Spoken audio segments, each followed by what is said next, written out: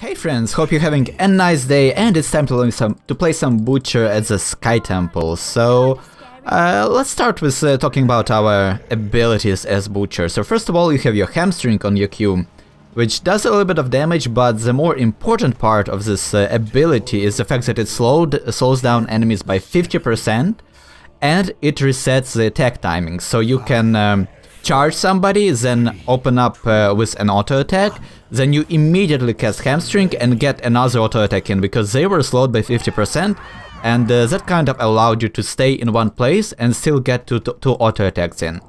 And since Butcher's main source of damage is his auto attacks, it's very important for you to utilize this ability usage, the auto attack timing reset. Like, it's not something that will carry you or win you the game, but it's a neat little thing that you should be doing. There is a Nova here, so I'm kind of afraid to engage that.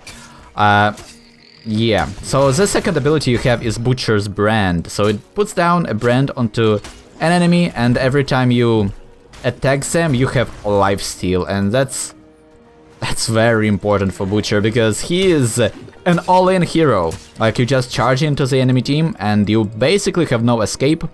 And the only thing that you rely upon is that lifesteal and the ability to kind of stun your opponents for like a second or something like that.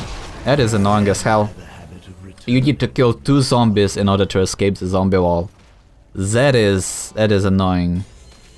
Yeah, I feel like Nazeebo is actually a straight up counter to Butcher, because first of all, like, you have that poison poke damage as Nazeebo, like, you at level 20 you kind of slowly whittle down Butchers, and what's more important is the zombie wall. You can easily predict where Butcher will charge, and you just slap down a zombie wall there, and that's it. Butcher is probably going to die in there. Maybe I should have branded one of the zombies and tried to heal myself. Maybe that's something that could have helped me survive, but I'm not quite sure. And the third ability you have as Butcher is Ruthless Onslaught. You choose down a target and you will charge into them. After you hit them, they will get stunned for 1 second and take a little bit of damage. Later on in the game, you can pick up a talent that would allow you to deal 10% of their maximum health every time you charge somebody. And that's when it starts to get kind of nasty, and you can start getting kills simply by casting Ruthless Onslaught. It's annoying. Like, playing Butcher is kind of rough, to be honest. I think the reason for it is because Butcher is mechanically designed to be a mid to late game hero because of your trait, like your fresh meat. By the way, your trait, what it does is every time an enemy hero or a minion dies next to you, you get meat. 5 meat for heroes, 1 meat for a minion. Each meat gives you 1 auto attack damage. You lose 10 on death, and after getting 125 meat, you actually get giant buffs to your kit. You get 30% attack speed, I think. Oh no, it's 25% attack speed and 100 attack damage on top of everything else you have. So obviously that's kind of important. But look at that. If Nazeebo actually messed up there a little bit. If he didn't move after he used his zombie wall, I would have been trapped inside. But my team would have still killed him, so that doesn't really matter. But you see how it kind of works. It's not fun to deal with. So yeah, let's talk about why I think Butcher is kind of a bad hero. Because mechanically, Butcher is designed to be a mid to late game hero with insane... Ouch. Yeah, that's annoying. With insane auto attack damage, right? But what really happens is because Butcher falls into that... like, in terms of game meta and whatnot, Butcher falls into the same category as Illidan or Kerrigan. The early game heroes that can secure kills and really punish the enemy team for mistakes early game.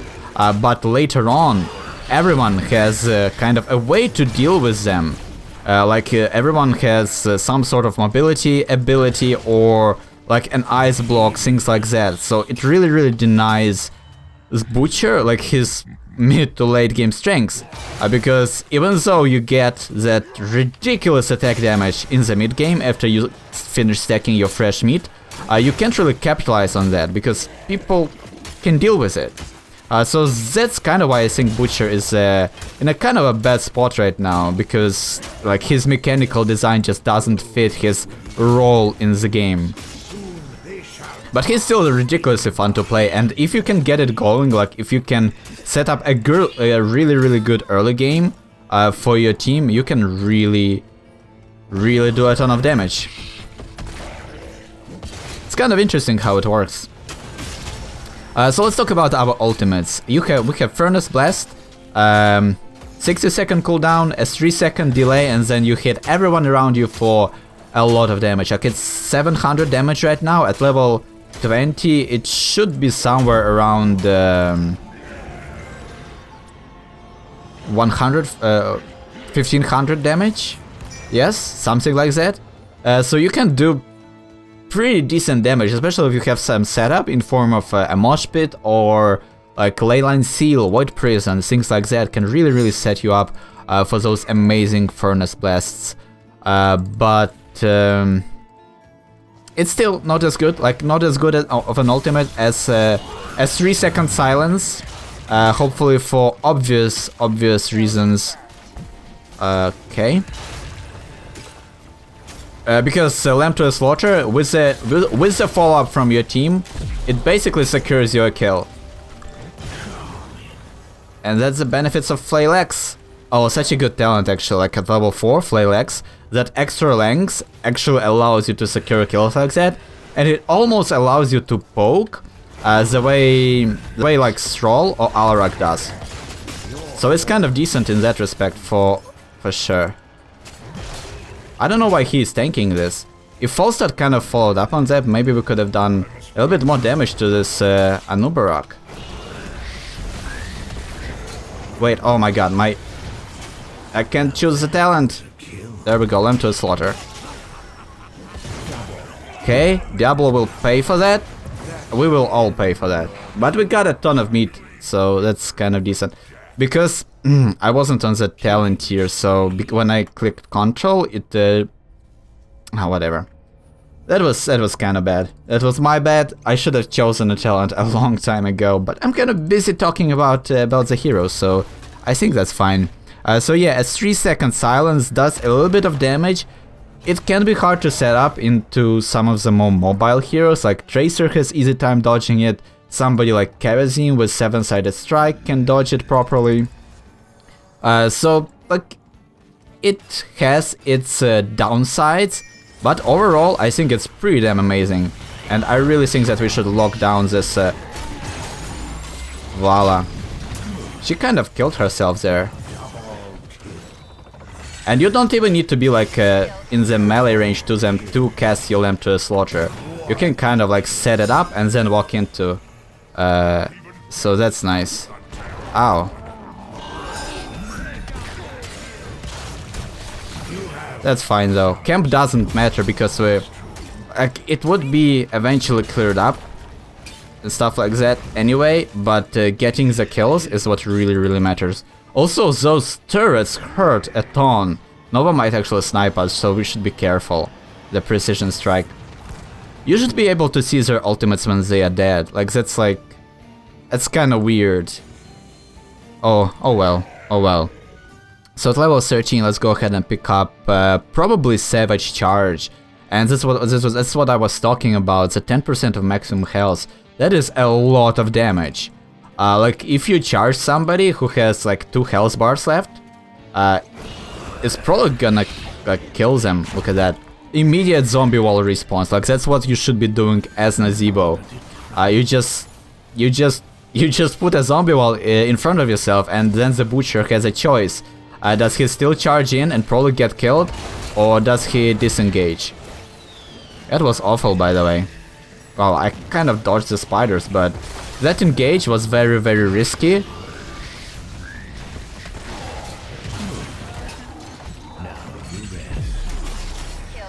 Yes, the healing! Yes, Butcher's brand, too good. There is a Nova here, and I can't really deal with her though, sadly.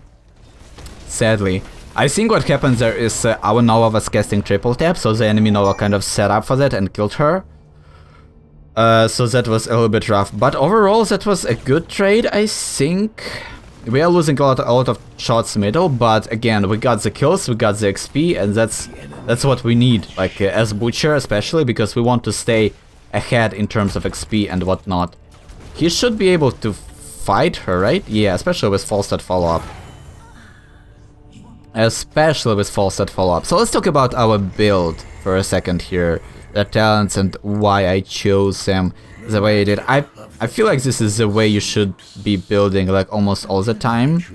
Some deviations are like probably should be made every once in a while. Like for example, at level 7, mid shield is a good pickup versus heavy spell damage team. Like if they had Li Ming or Keltas, it would have been a good choice. Or Jaina. Oh my god, Jaina is so good. Because just like Nazeebo, she can kind of predict when Butcher will be at certain periods of time. So she can set up her combos and everything. Man, I really need some stacks. Like I'm almost stacked, but not quite yet, you know? So that would really help us out if we were to finally stack up our... That should be a kill, yeah. Okay, I need that meat. Team, I need that meat. Man, I need 3 more and we are stacked. And by the way, after you finish stacking your meat stacks, you no longer lose them. So you can die as much as you want at this point in the game. And now the Abattoir talent actually starts working, because now it will give us meat for every hero kill we get. So our damage starts to scale infinitely now. It's helpful. That's a good thing, I think. So yes, that's kind of why we picked Abattoir. Like it kind of compensates for the fact that you might die early game, and you won't be losing as much meat as you would have without the talent. And also it lets you scale forever into the late game, which is really helpful. Then at level 4, Flail Axe lets you poke down people, chase down people a little bit better, gets at 50% slow for one of your allies to follow up with the damage. Really helpful, a good solid choice. You might go for Unrelenting Pursuit if you want to. It synergizes quite well with our level 13 pick, but even without it, it's kind of decent.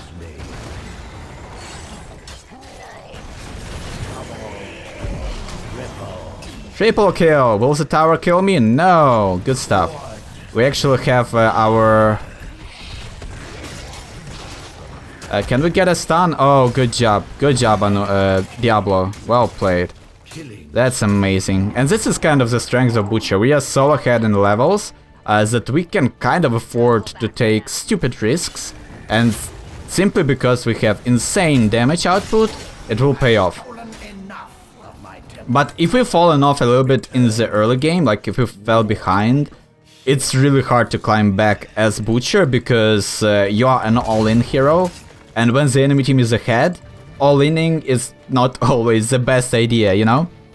So it kind of doesn't help. At level 7 we picked up Insatiable Blade, because you want to stay glued to your kill targets. And it allows you to do so. Like, it allows you to score... to like chase them down or stuff like that. Oh, that vulnerability from Nova! Oh my god, so good, such good synergy. We're gonna go for Slaughterhouse. All of these talent choices are actually quite good, maybe aside from Fires of Hell, because if people... You will either kill everybody with your first Furnace Blast, or people will disengage and you will be out of range. It's very rarely that Fires of Hell actually gets a usage done, whereas all of the other talents are really solid choices. Nexus Blade synergizes with your insane attack damage, slows people down, lets you stick to them a little bit better. Bolt of the Storm helps you escape and set up kills. And Slaughterhouse, it's an AoE silence, an AoE 3-second silence. Like, you basically become a Sylvanas, except you have the component of putting everyone in one spot. So your Nova with a precision strike can actually follow up with the damage. Diablo can use his Apocalypse, obvious synergy there, I think. So that's kind of neat, in my opinion. We're probably gonna go for Slaughterhouse and just see whether we can land that god tier 5-man silence.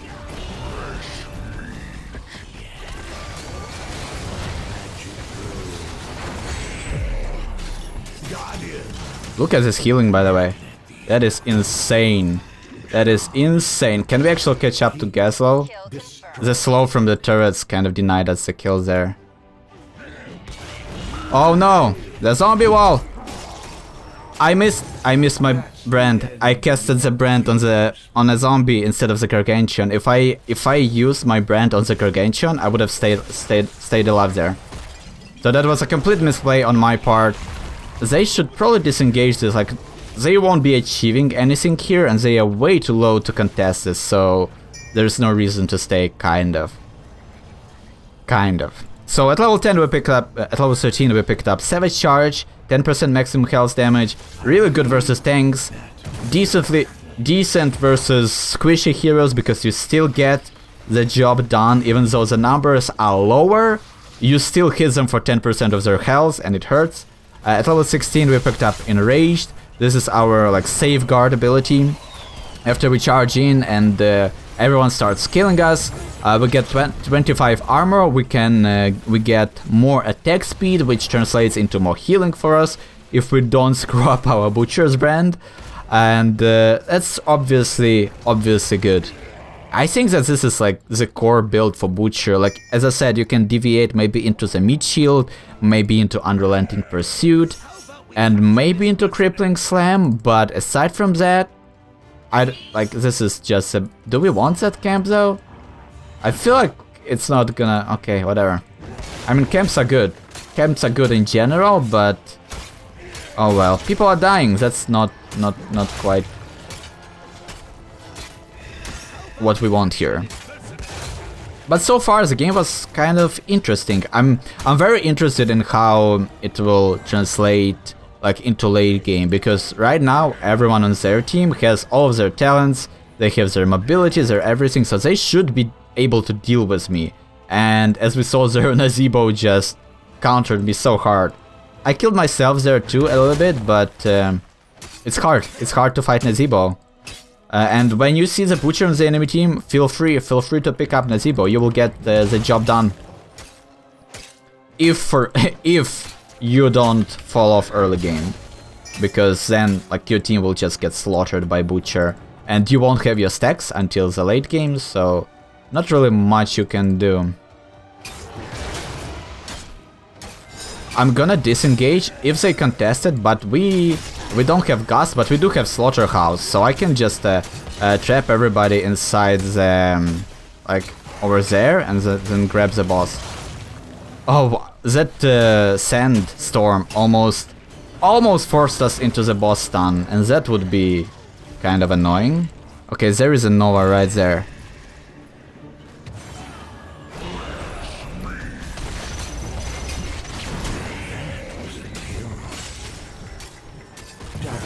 Oh my gosh.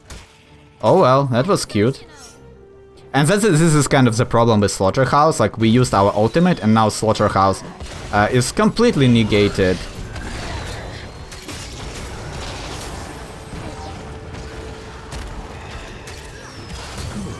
Oh my god, this turret hell is annoying.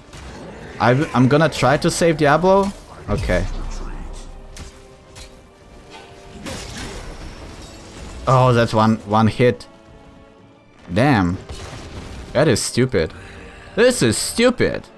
This is Gaslow. How is that a thing? I have to go back. I can't stay there. This is amazing. How did he have that many turrets though? Like that's 4 turrets. 5? That's amazing. Well played. Oh, I think... I don't know, man. I actually have no idea. Like, he should have been setting that up for a long time in order to have that many turrets. But seems like we won the game. So yep, I mean, this is Butcher in general. Like, you can kill people super fast, but if you don't get a good game rolling from the start, you're gonna have a hard time. And yeah, it's very, like, that's something I forgot to say, it's very important to get your stacks as fast as possible, like that should be your primary focus as Butcher.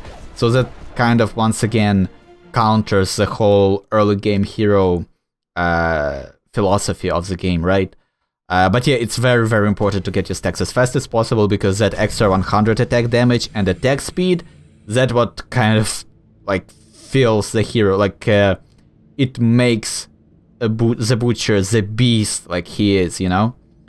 So you definitely want to focus on the stacks in the early game. But I think that's gonna be it. So if you enjoyed the video, consider subscribing. As always, thank you so much for watching, and see you next time.